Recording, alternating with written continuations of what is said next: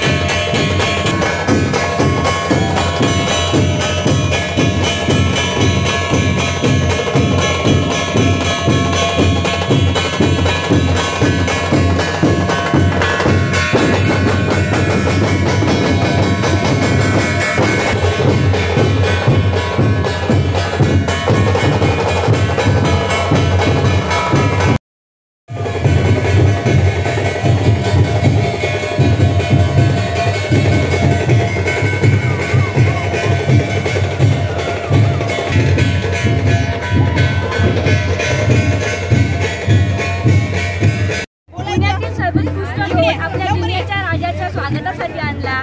मन खरंच खूप भारी वाटतंय। आपल्या नाशिकमध्ये पहिल्यांदा असं जल्लोषात स्वागत गणपती बाप्पा मोरया।